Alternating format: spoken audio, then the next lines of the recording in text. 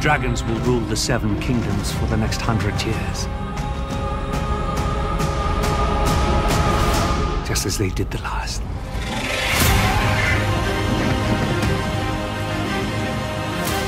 The best fiction, the best drama is about characters. The story of House of the Dragon is a story about very flawed human beings, capable of doing good things, capable of doing monstrous things, capable of courage, capable of cowardice. These are the kind of characters that I love the most.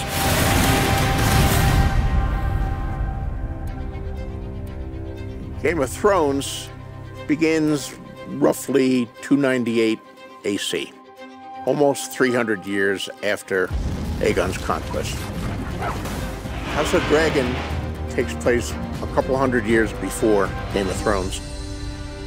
Jaehaerys Targaryen, the old king who was the fourth Targaryen to rule over Westeros, he was only 14 when he ascended to the Iron Throne, and he ruled for 55 years. It was a very peaceful time in the history of Westeros.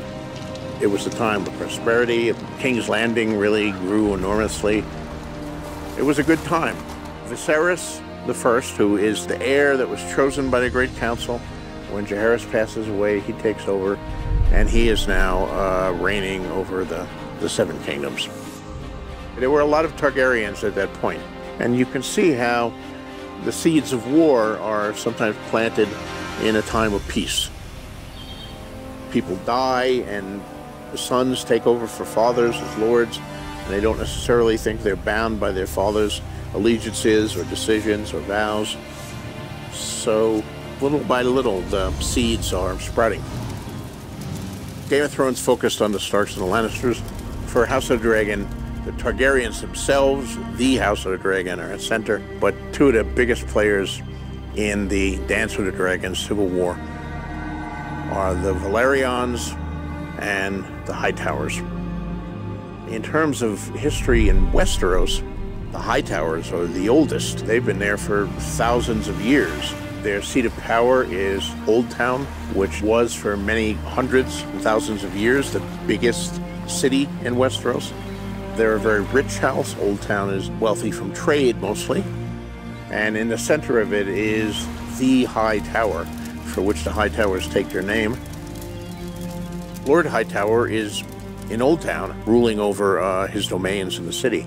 But his younger brother, Otto Hightower, is the hand of the king when the story opens. Same position we saw Ned Stark play to Robert at the beginning of Game of Thrones. The Velaryons were also a house from the Freehold of Valyria, the mightiest empire in at least the West in my world. And they actually arrived in Westeros before the Targaryens. They were not dragon lords, however. They were seafarers. At that time, the Freehold of Valyria depended a lot on its trade, and it was a good position to dominate trade from all the kingdoms of Westeros and from other places even further north. So they moved for reasons of trade and wealth. Corlys Velaryon is Lord Admiral and Master of Ships, as his own grandfather was before him of a similar name. So since Aegon's conquest, the Velaryons have been very high in the councils of the House Targaryen. And after all his voyages, he's married to Rhaenys Targaryen, the queen who never was. House Targaryen and House Velaryon, they were close. There was a definite relationship between them.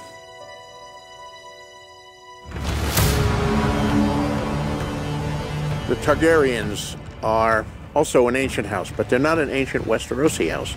They knew that destruction was coming to Valyria and went far away from the capital city, and they settled on the volcanic island of Dragonstone. They were dragon lords in Valyria. Now, dragons are really formidable, and they can turn the tide of a battle. It flies. It's difficult to hit. It breathes fire, against which most knights and men-at-arms have little or no protection. So if you have dragons, and that's where the nuclear option analogy comes in, you're hard to mess around with. So the dragons and fear of dragons was one of the things that made the Targaryens very secure in their power. Dragon Cell is one thing, but the Iron Throne is the most dangerous seat in the realm.